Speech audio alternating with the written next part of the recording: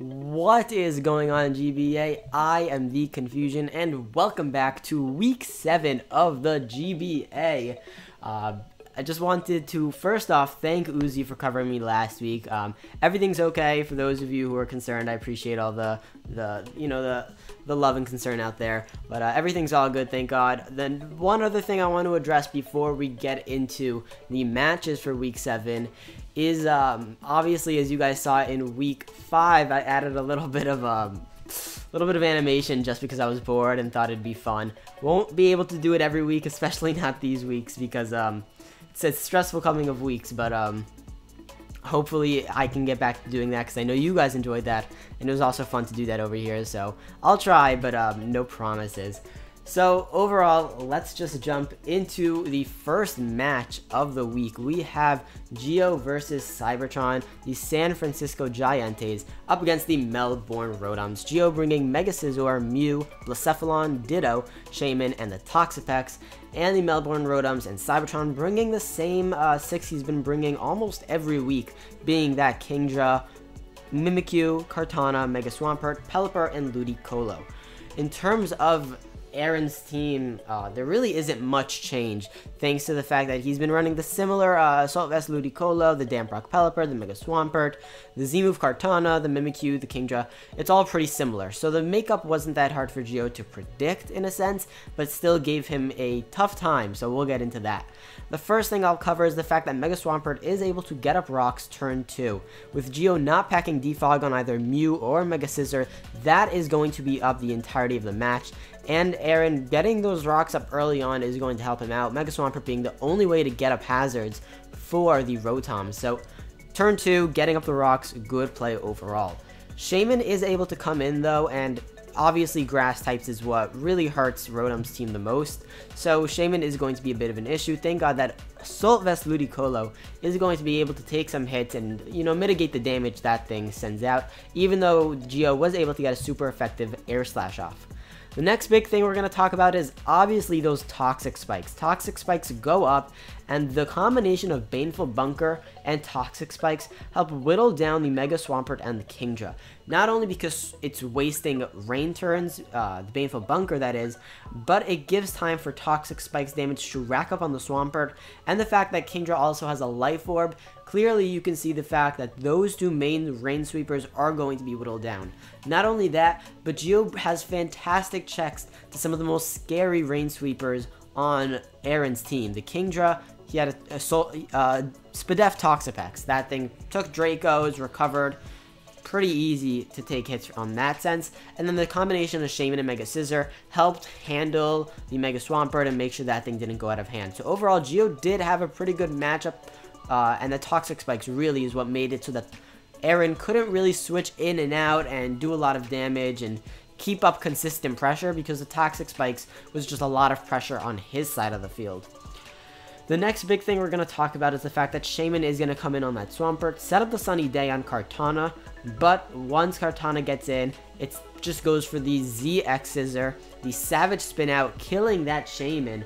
And getting rid of Shaman was huge, because now the Mega Swampert had a bit of an easier time. The Mimikyu, things like Kingdra, his Ludicolo, those things had a bit of an easier time just dishing out some good water damage. Although Toxapex was still there, getting rid of Shaman as early on as he did really did help him out. Ditto is able to obviously come in, scare that thing out, which makes it so that the +1 Kartana didn't do any more damage than it already did. Like I said before, Scizor being able to handle the Swampert, Toxapex handling the Kingdra and the Ludicolo, making those T-Spikes super useful in this game. Pelipper going down to the Baneful Bunker Toxic and Mega Scizor's knockoff is what allows Pelipper to finally go down, and all Geo has to do now is wait out those rain turns, and as you can see, he has the Pokemon to do that with Toxapex. Although the Giga Drain on Ludicolo does help him a bit with the Toxic, it's really not going to be enough. Toxapex is able to weaken that thing down, and then once the rain is gone, the Mega Swampert and the Kingdra that are still hanging on there with slivers of HP aren't even going to be able to outspeed things like the Blacephalon, things like the Mew, the Mega Scizor with the Bullet Punch. So overall, that's going to be what really does help him, getting rid of that rain early on and weakening them down so that a Scarfed Mimikyu, as Ditto comes in on that Mimikyu, traces, imposters the Mimikyu, and is able to pretty much clean from there. Since after killing Ludicolo, Toxapex dies to Mimikyu's Shadow Claw, Mega Scissor comes in and knocks out the disguise with a Bullet Punch. There's no Shadow Sneak, so like I said, Scarf Mimikyu does kill the Kingdra, the Mimikyu, and the Mega Swampert, all thanks to the rack up damage of Toxic Spikes and the great matchup overall that Geo had. So close 2-0. Aaron did put up a fight, but overall, what do you think of this match, Xilicks? I think generally, like, the very early game was played well by the Rotoms. They were able to get their Stealth Rocks up, they were able to take the Shaman down kind of early, but more of the mid to late game was played very well by Geo, where he was able to use the Toxapex to switch into a lot of these offensive rain threats, and then also by the point where the Toxapex was finally worn down, it was way too late because, as you mentioned, the Blacephalon was outspeeding everything when there was no more rain on the field, and then also the Scarf Ditto was able just to come in, get the Mimikyu, sweep the team, and that was that. So definitely, it was good to see. I had to throw in the definitely. It was good to see Geo. It was good to see Geo play well at the end, but yeah, that's gonna be that game. It's unfortunate for Aaron that he wasn't able to pick up a win because he's been on a little bit of a losing streak. So hopefully he'll be able to turn things around for the end of the season. Let's move on to our next matchup, though. We have Chimpact and the Philadelphia Scizors versus Pokeman and the New Orleans Pelipers. The Pelipers have a roster of the Tentacruel, Piloswine, Escavalier, Hariyama, Cresselia, and Mega Diancie, while the Philadelphia Scizors have the Greninja, Victini, Tapu Bulu, Nihilego, and Uxie.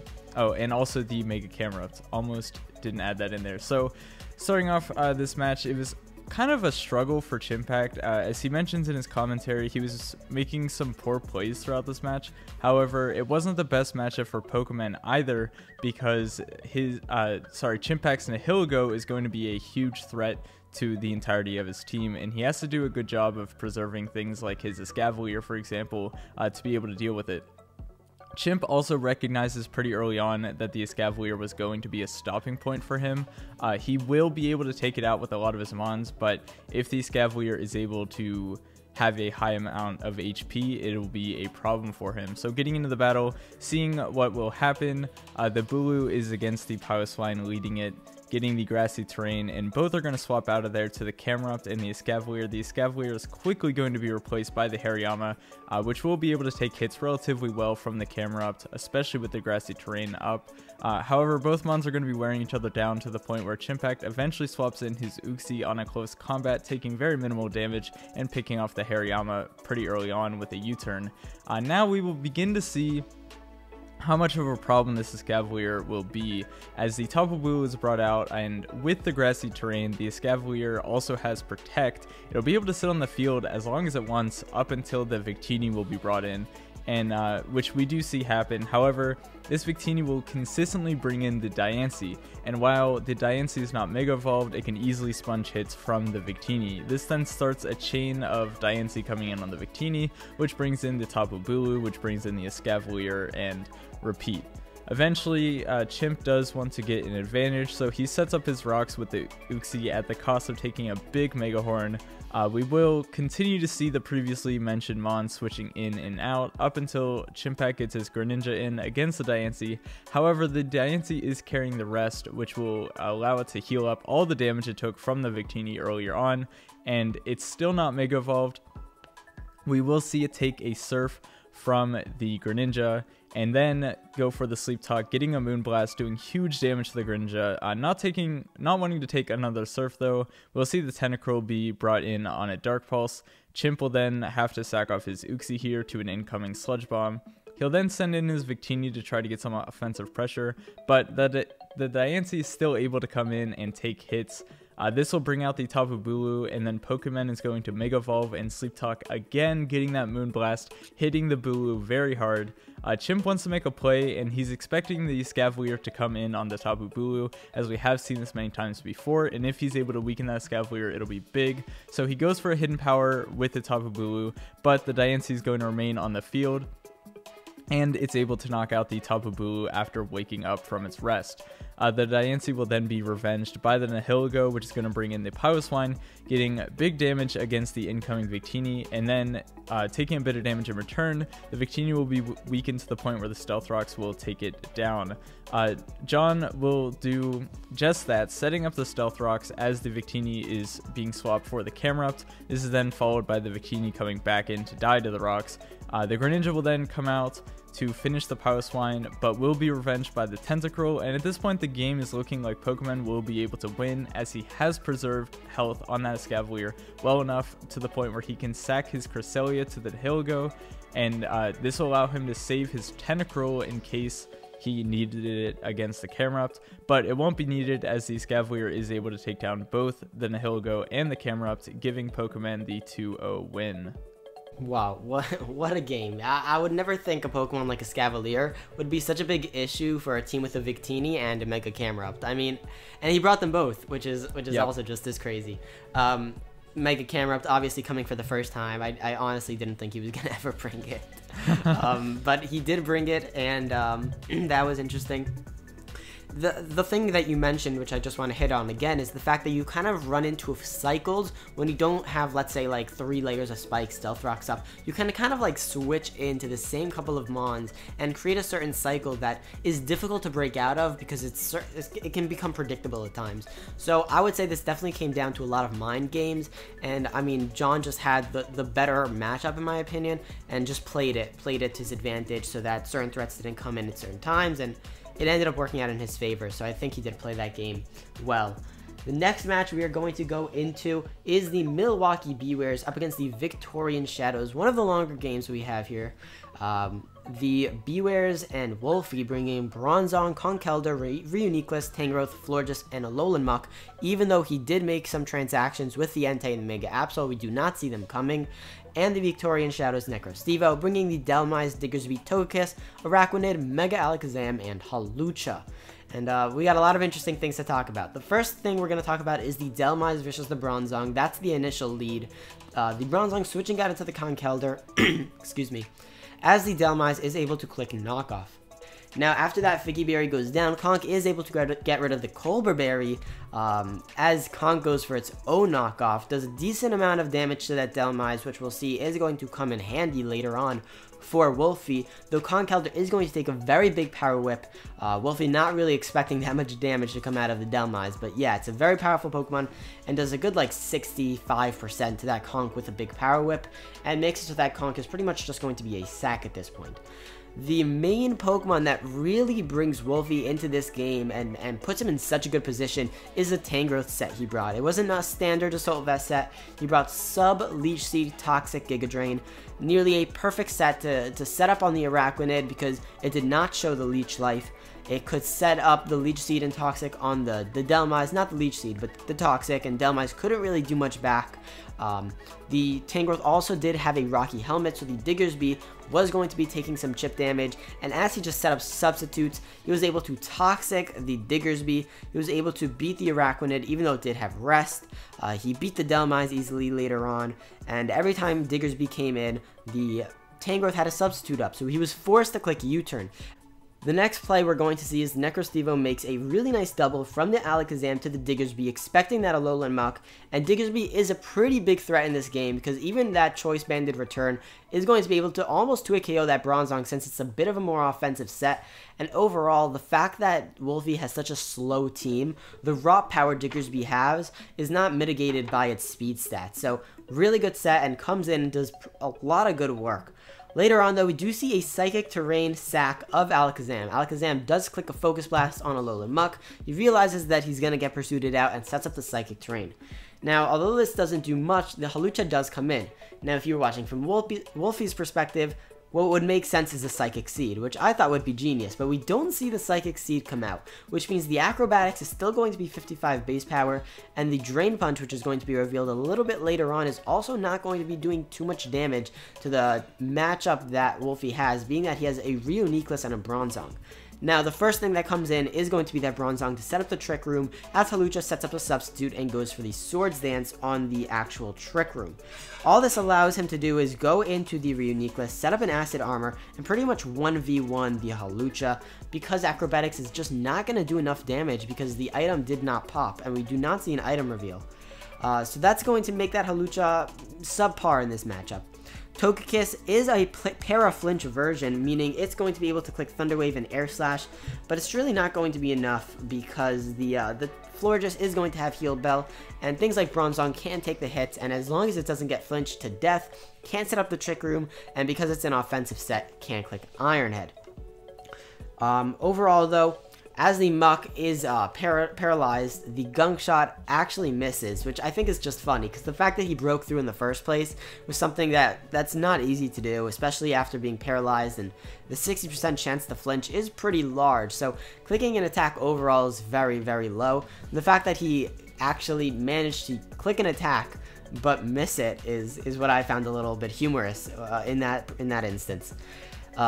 Later on, though, Bronzong is able to finally kill that Araquanid with the Trick Room and the Rock Slide. It did have the Rock EMZ, just didn't go for it, because 2 Rock Slides did end up killing it. Bronzong does set up the Rocks later on, though. It does force that Delmise to spin, which allows Tangrowth to kill it off with the Giga Drain, but Rocks are reset later on, so it's pretty useless overall. As things are weakened more and more and more, you saw the Mega Alakazam kind of, suicide it. You saw things like Araquanid and Delmise get weakened thanks to Tangrowth, and the fact that Bronzong can set up Trick Room and click things like Iron Head and Rock Slide to pretty much finish off a game. The Trick Room really did just come in handy this match. So a pretty long and tedious game, but it just came down to Wolfie having the right sets, the right damage output, the right bulk to take on any combination of damage, even when it came to the Diggersby. Overall, I think Wolfie did play this game fantastically. What do you think? I think this matchup was a really good showing of how Wolfie's draft can be good, because I know it got some criticism earlier on in the season where it's too passive in certain parts, and like some of the mons like Xurkitree don't really work well in Trick Room. But, he doesn't have to bring those mons every week, and he can still put out offensive pressure with his extremely defensive mons, like Reuniclus, Bronzong, even Tangrowth was able to wear things down. So I think it's a good showing of his playstyle, because he does prefer a more bulky, stally playstyle, and he was able to kind of war of attrition in this battle, and it did secure him a win, a pretty big one at that, being 4-0, which will help him a lot for the playoff race, which is coming up because we are on our 7th week. So that's definitely something that these coaches have to keep in mind, and I think that's been on his mind, as he has taken a couple losses, so it was cool to see him bounce back here and get a pretty big win. Moving in to our next matchup, we have yet another pretty big win, although I think the outcome of this matchup was expected by most. We have Jolt in the Kansas City Draw Chiefs versus the mysterious Coach Z in the Columbus Chew. The Draw Chiefs have the lineup of Gardevoir, Celesteela, Durant, Mega Venusaur, Hydreigon, and Aerodactyl, while the Chew have the Porygon 2, Sneasel, Mega Gardevoir, Blaziken, Manaphy, and Celebi. Starting the battle, Jolt wants to get up his Stealth Rocks right away, and the Porygon is going to reveal the Discharge versus the Aerodactyl. This will bring in the Gardevoir, getting a Toxic off against the Porygon and taking a Shadow Ball in return. It's kind of showing early on that this Porygon is carrying quite a lot of different coverage moves, so Jolt is going to be wary of watching out for those potential moves. We then see the Celebi come out, which will Toxic the Gardevoir on Jolt's side, and reveal that it's a very defensive set, most likely to take on the Breloom and the Venusaur. The Breloom was not brought, however, it will be able to take on the Venusaur if needed. Jolt realizes, though, that his Hydreigon can come in really freely because he believes that its only offensive move is either the Leech Seed, which obviously the Hydreigon can just switch out to deal with that, or the Psychic, which it is going to be immune to, and that does end up being the case, so the Hydreigon will be able to come in and U-turn on it whenever he wants, and he is going to do that, which this will bring in his Venusaur, which will trade damage back and forth with that Porygon from earlier until eventually the Porygon is going to fall to the toxic damage. This brings the Celebi back in, which then will of course bring in that Hydreigon, allowing it to U-turn. He will U-turn on the incoming Blaziken, and Jolt's going to bring in his Aerodactyl, trying to bait a fighting move so he can get his Gardevoir in. However, Coach Z is going to Baton Pass, which gives him a potential chance to knock out the Gardevoir with a Sneasel. However, Jolt is running a very high amount of bulk on this Gardevoir, so he will be able to survive a crit pursuit from the Sneasel and fire back a Moonblast, taking down the Sneasel. Then we're going to see Coach Z's Mega Gardevoir come in and revenge kill Jolt's Gardevoir. Weird seeing two Gardevoirs killing each other, but whatever.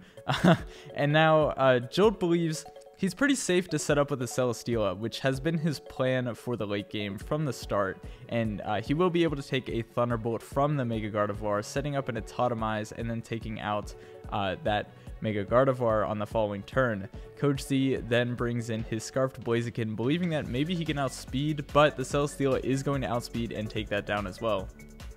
This was a pretty big misplay, because had Coach Z gone into his Manaphy first, which he's going to do on the following turn, and use the Water Z, he could have potentially actually knocked out the Celesteela, but instead, the Celesteela is going to be able to Giga Drain the Manaphy first, getting a lot of health recovery back, added on with the extra leftovers from the Blaziken. And then also with the Beast Boost, it's going to heal Celesteela up enough to the point where it will be able to survive the Hydro Vortex with 31 HP. And at this point, the Celesteela is good to go, cleaning up the rest of the Columbus Chew, granting Jolt his 7th straight victory. Yeah, this game was honestly just not a surprise to anyone. I mean, Coach Z not picking up a win, Jolt not picking up a loss. I think this would be the game of the century if it ended up that Jolt lost this game, which he didn't. He played a fantastic game, and honestly, the one thing I really do want to talk about is the fact that Mega Gardevoir versus Gardevoir, that Mega Gardevoir carried Moonblast over Hyper Voice, which was something I was kind of scratching my head about. The only two possibilities I could even remotely think of why he would be running Moonblast over the Hyper Voice is maybe he wanted the Fairy coverage before Mega Evolving. I get maybe he wanted to keep Trace. No idea, but it's obviously for the potential entrainment Durant, of course. Yeah, the entrainment Durant was also another option. He has two dark types in Hydreigon and Alolan Persian that get Throat Chop. Maybe that was something he was worried about. I don't know, but yeah, I thought that was funny, I guess. And during our recording, Coach Z, I think, just uploaded, so I didn't at least get a chance to see that. Maybe he did explain it, but overall, I thought it was funny. Going into the next match we have here, it's the Tampa Bay Luxrays up against the Montreal Habsols. Mano Tui bringing Keldeo, Slowking, Palossand, Dragalge, Rotom Cut, and Mega Charizard X. And Aster bringing the Fortress, the Sylveon, Milotic, Mudsdale, Gourgeist, and the Mega Lopunny. Now, this game has a few ups and downs that are important to talk about. We'll start with the first one, which is the fact that Mega Lopunny really didn't have a good answer. You know, Mano was really caught between a rock and a hard spot when it came to how he was going to answer Mega Lopunny. Slowking with a Rocky Helmet and Regenerator, it's one of the best answers he had, but leading off with Palossand forced him to stay in to get up those rocks. He took a Fake Out and a crit high jump kick, bringing that thing super low, forcing it to just be pretty much fodder at that point, unless you wanted to get some sort of recovery up on like a Fortress or a Mudsdale, something slow in that sense that couldn't really do much back, but that was a lot of damage. Slowking does come in and take a return. As you see, it does 45%, so with rolls and stuff, that's very near a 2-hit KO, and if Aster is able to get up rocks, Mega Lopunny really just does a number. I mean, Dragalge, it can just do a lot to with under rocks. Same with the Keldeo, though that Keldeo is scarfed. Mega Charizard X2, and the Rotom Cut. So I immediately saw Mega Lopunny as a huge threat if Aster is able to get up rocks, but turn 1, it's actually Mano Tui that's able to get up the rocks with his Palossand. Charizard later comes in and does click Flare Blitz on a Fortress, bringing that thing down to sturdy only for a Volt Switch, as he's able to bring in the rocks, bring in the Mudsdale to set up the rocks, which only brings in the Rotom Cut to Defog, which then only brings in the Gourgeist to pretty much stop that thing from doing any damage. So again, this is one of those cycles we saw in the earlier games with Chimpact. Similar situation, you kind of just have a cycle of this Pokemon comes in to counter this Pokemon, to counter this Pokemon, and it just turns out on who's going to switch up the cycle first. In this case, it is going to be Mano as Slowking finally comes in and is able to Toxic the Gourgeist, put that thing on a timer, though it does have Leech Seed and Synthesis, meaning it is not going to be going down that quickly, which is going to make this game last just a little bit longer. The Rotom Cut, though, is easily able to 1v1 that Gourgeist now that it is Toxic, which is going to make Mano's job a little bit easier when it comes to weakening down the bulk of Gourgeist and Sylveon and Mudsdale. I would say Milotic, but we'll see why that thing is not defensive Pokemon in this game. Eventually, Mudsdale does get up that rocks, like I said, on a -2 Rotom, as now, finally, the Mega Lopunny can get a kill on the Palosan since Slowking is 2 KO'd after rocks, like I mentioned earlier.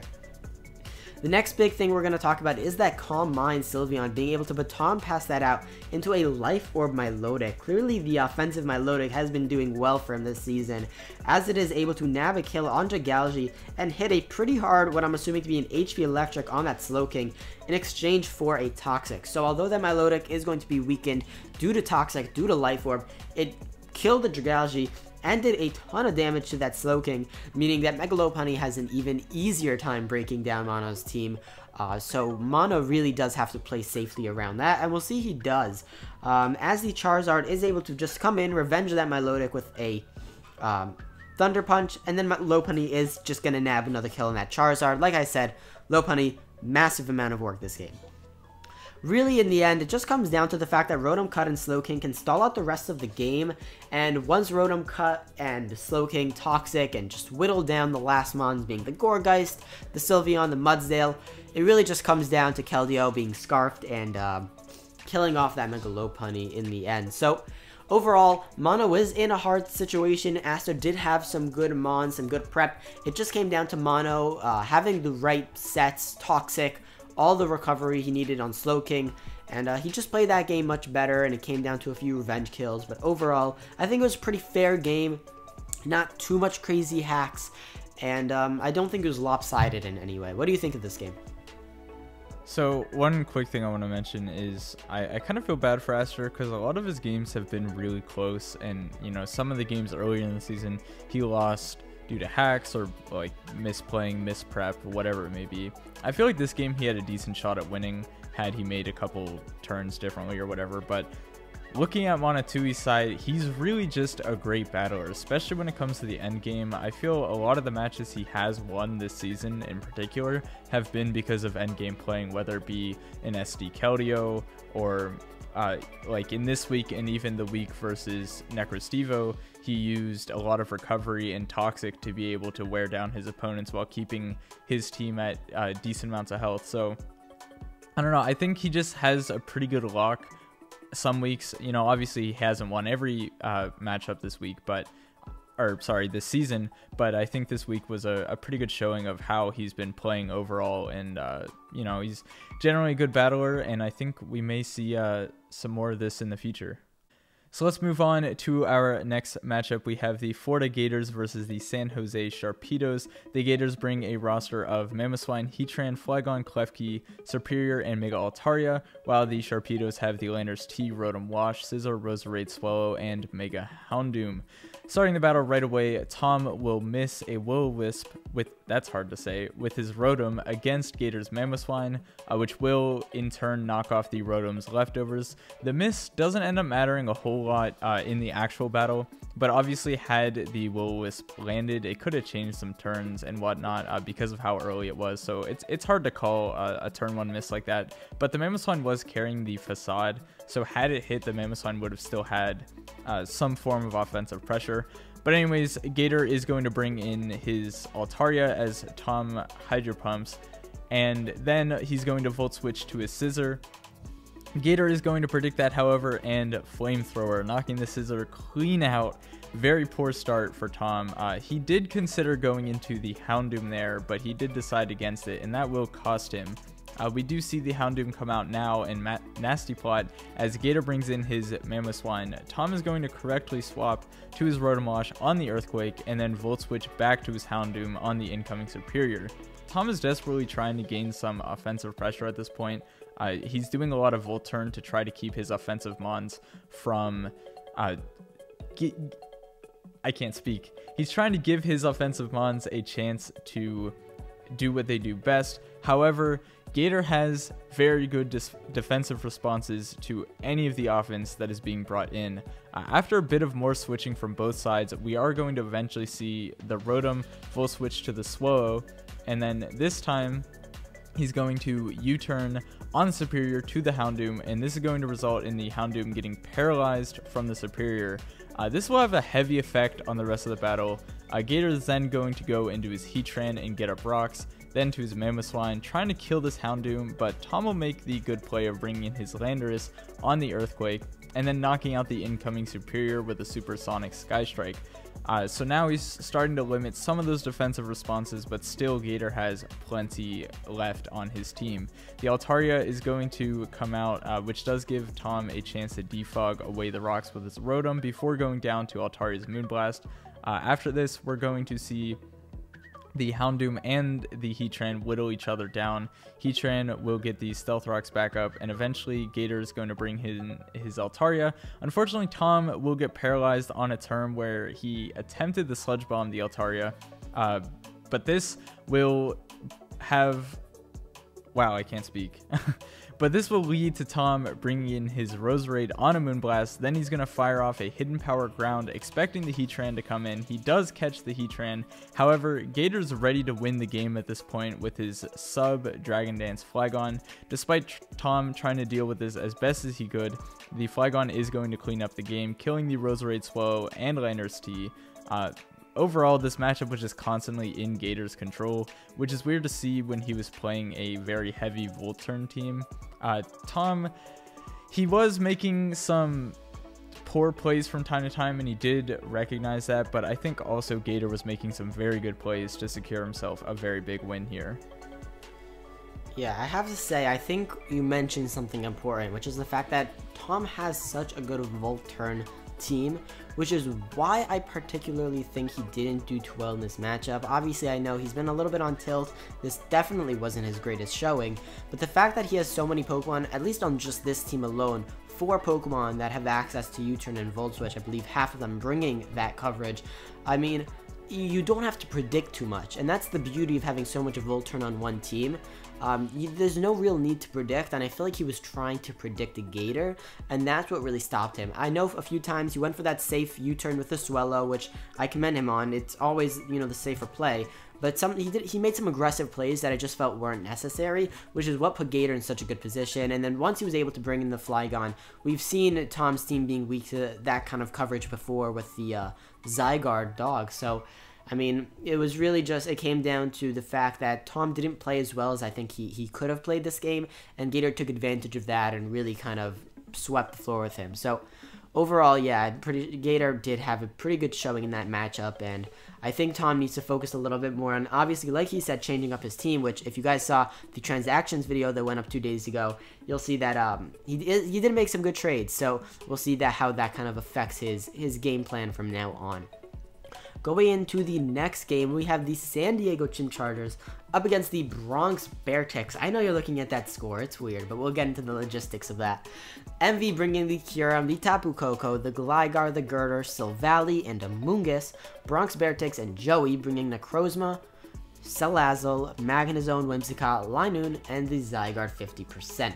Turn 1, we have that Assault Vest Kyurem being probably the MVP of this match, going to get paralyzed. As it sends an Ice Beam towards the Necrozma, doing a decent 30-35%, which is just some good damage, because we'll see that comes into play as the Gligar comes in, because the Spadef Gligar takes a Flash Cannon from that Magnezone, no problem, is able to EQ Earthquake that Necrozma as it comes in. Swords Dance, which was unexpected from Joey's perspective, as Necrozma sends a knockoff. A good play overall because of how stupid bulky Gligar can be without a Violite. But after that Swords Dance, EQ is able to actually kill that Necrozma. So Necrozma just off the field, a huge threat overall. I mean, you see how much Psychic Spam did to Envy's team. So the fact that he was able to get rid of that so quickly really did help him out. the Specs Flamethrower is able to actually kill off that Gligar because it no longer has that Eviolite, even though it was Spadef, but it does give MV the information that it is a Specs variant, so that is going to allow him to bring in that Kyurem. As an Assault Vest Zygarde comes in, I gotta say, some funky sets. The Assault Vest Zygarde is able to come in on that Earth Power, Chew It, and Rock Slide. The Rock Slide plus the Paralysis, you would think maybe Joey would get some help, but it didn't. The Rock Slide only does damage, and the Ice Beam is able to kill that Assault Vest Zygarde. So Kyurem already showing that, even though it's paralyzed, is already putting in a ton of work. It's going to continue putting in a ton of work, because the Overheat is not able to kill the Kyurem. The Overheat does a lot of damage, to be fair, but that Assault Vest does allow the Kyurem to chew that Overheat, even though it was a choice Specs, and unfortunately gets paralyzed. Now, it's unfortunate, but it's not unfortunate, because the next turn, Overheat is going to miss. Obviously, choice Specs cannot change that move, so that 10% chance to miss that Overheat does come into play. Misses the Overheat, and Earth Power does kill that Salazzle. So Kyurem already picking up its second kill in less than like 10 turns. So it's doing really well. The next thing that's going to happen is Whimsicott comes in, because Joey thinks, alright, I gotta just do some damage. We gotta set up Lanoon. So Whimsicott comes in, sacks that thing off with a Memento. I mean, I get the idea that you want Lanoon to come in pretty safely, but he could have maybe Moonblasted and found a different opportunity, but he is just going to sack off that Whimsicott full HP to no HP to get minus special attack and minus attack on that Kyurem, so Lanoon can come in and chew any one hit so that it can set up a Belly Drum. Little to Joey's knowledge, Dragon Tail is being packed on this Assault Vest Kyurem, and after Joey sees Dragon Tail come out and Lanoon being swept off its feet, there's really no coming back, and Joey is going to forfeit. So let's talk about that, because technically forfeits are not really allowed to happen. So what's going to happen? Even though this was a 5-2 and it's only really in essence +3 for MV, he is going to take a +5 in the differential, and Joey is going to take the -5 in the differential, assuming that if they played it out, MV would not have lost any Pokemon and Joey would have, lost the 2 he had left. Although there is +5 differential going to each team, there will be no extra kills allotted to any members, and I don't believe any extra deaths either. Well, yeah, the deaths are going to go to those Pokemon, but the kills will not go to any of MV's Pokemon that didn't gain those kills. So, overall, this was a pretty strong showing on MV's side. I mean, really just Kyurem. Kyurem just took over this game. It was Gligar, did some damage, and then Kyurem. So, I mean, it was an interesting game. You can kind of feel the frustration on Joey's side, but MV is showing that he does have a few tricks up his sleeve, and he preps well, and it was an interesting game, to say the least. What did you think, Xilicks? Yeah, I don't want to dwell too much on the forfeit. Obviously, it kind of sucks, especially for a lot of the fans that are interested in statistics. For example, had the Kyurem picked up more kills, it actually could have been in range of the kill leaders. But whatever, we'll never know, and we're not going to theory mine.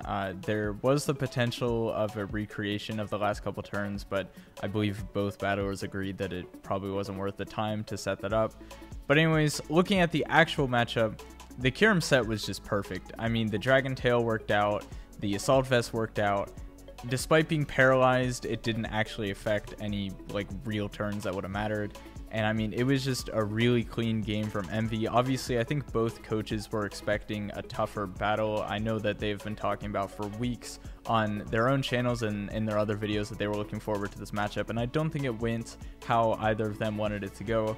But I mean, it shows that MV wasn't just going to throw away a win, that he had it, even though it didn't go the way they wanted. But yeah, he is going to get the 5-0, as you mentioned.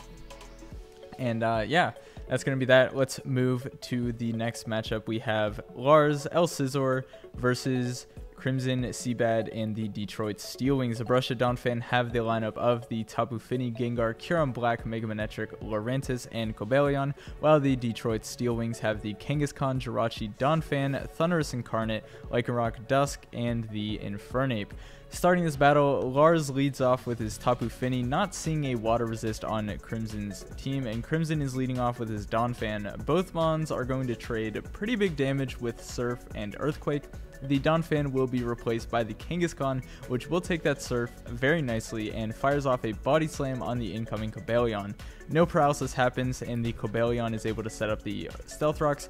Not wanting to lose the Kangaskhan to a Sacred Sword, the Donphan is going to be sacked off, which allows the Infernape to come in and go for a Flare Blitz. However, it will not be able to do enough damage to knock out the incoming Tapu Fini with 2 Flare Blitz, and the Fini will knock out that Infernape with a Surf. The Jirachi is going to come out to revenge kill the Fini with an Ancient Power. It doesn't get the stat boost, and this will bring in that Manectric, Mega Evolving and Volt Switching on the incoming Kangaskhan to the Cobalion.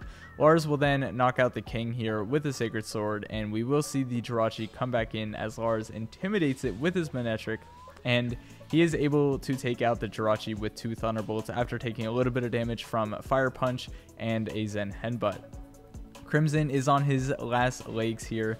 He is going to attempt to get some heavy damage in with the Lycanroc, getting to +2 on the turn that the Cobalion is brought out, and there's a very good chance he can knock out that Cobalion with a +2 Drill Run. However, he's not going to get the damage roll that he needs, and Lars is going to clean up the rest of the game with the Cobalion and the Kieran Black, winning 5-0. Had the damage roll not happened, I believe Lars still would have won, unless there were crits or anything. Due to him having the Intimidate on his Manectric, he would eventually be able to get the attack stat down on the Lycanroc, but obviously, you know, Crimson would have had a better chance of winning. But we're not going to Theorymon. That's what happened. Unfortunately, he didn't get the roll he wanted. Had he gotten the roll, though, for sure, there would have been better differential. But other than that, there's not much else to say about this match. If you have any comments. Yeah, there's not really else I can add. The only thing is the fact that Infernape wasn't locked in. So going for the Gunk Shot against that Tapu Fini would have been a better play than staying in and clicking Flare Blitz. Overall, like you said, I don't think it would change too much. It was really just the fact that Lars was in control with his offense, and that defensive Cobalion really did put him in a good position because the Kangaskhan couldn't really do much with Drain Punch. You know, didn't really bother for it that much, and what Donphan going down so early also made it very difficult for the Steel Wings to really bring it back. It just came down to his offense, and Lars' offense did kind of win that over, especially since Cobalion took that hit, which helped him out a ton. So lead us into the conference standings. All right, so taking a look now, we're starting to see, I believe, Geo rise up a little bit here. He is now part of the wild card, as he did pick up a win this week. This is going to knock both Joey and the Melbourne Rotoms out of that wild card spot. And then looking on the Moon side of things, we are going to see Scissors get knocked down a bit there, and the Gators are now going to be the top team in Melee. Pretty interesting, as the Scissors were riding a pretty big win streak, but now differential wise the Gators are slightly ahead. The Milwaukee Bewares, though, are not far behind, only 1 win behind the Scissors and Gators, so they definitely have a shot at playoffs depending on how the Akala division goes. Speaking of the Akala division, we're now going to see the Tampa Bay Luxrays and the Pelipers pretty close, only 1 point of differential separating them, and then the San Jose Sharpedos falling a little bit behind as they have taken some losses, now at 3-4. And as far as the other teams go, with the Detroit Steel Wings, the Columbus Chew, Victorian Shadows, and the Habsels, they are all very far behind at this point in the season, and not looking good for them overall. Yeah, the way these playoffs are looking is nothing still is guaranteed. Yes, we are at week 7, and there's only, 5 more weeks to go. Still, nothing is guaranteed. Even the Jirachi, who are sitting with a 7-0 record. I mean, the Borussia Donphan at 5-2 are close enough to the fact that if the Jirachi stack up a few L's and, you know, the Donphans take some wins, nothing is going to be guaranteed, although the Bronx Bear Chicks are probably not going to be beating the Jirachis either. So there's a few you can kind of predict who will be in playoffs for sure. The Chimp Chargers, the Jirachi, Gators, people like that. But still, a really close divisions we see here, especially Melee and Ula Ula. The fact that Chimp Chargers and Giantes could you know, match up for that #1 spot sooner or later is very interesting. We'll see how the rest of the games play out in the rest of the season. Let's look into the league leaders for week 7, as a lot of these Pokemon are going to be stacking up enough kills to the fact that you're not going to be seeing too many new Pokemon enter the field, but you will see a few shifts. Looking at #1, we do have that Nihilego with now 13 kills.